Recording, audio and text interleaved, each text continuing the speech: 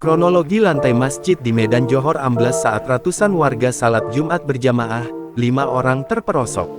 Lantai Masjid Muslimin, yang berada di Komplek JCT, Kecamatan Medan Johor ambles secara tiba-tiba saat ratusan warga sedang melaksanakan salat Jumat, tanggal 16 November kemarin. Prayetno, marbot masjid mengatakan, saat kejadian sekitar 5 jemaah yang sedang salat terperosok ke dalam lubang. Dari kelimanya, 1 warga luka pada bagian kepala dan sempat dirawat di rumah sakit. Sedangkan lainnya hanya mengalami luka ringan di beberapa bagian tubuhnya.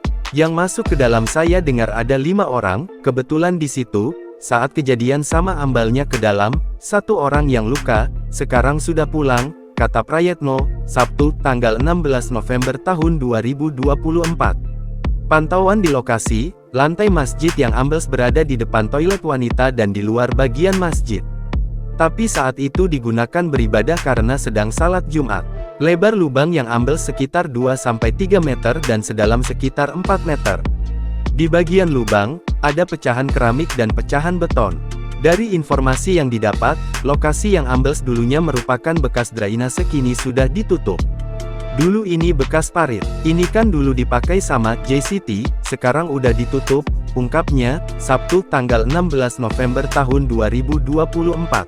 Download Tribun X sekarang, menghadirkan lokal menjadi Indonesia.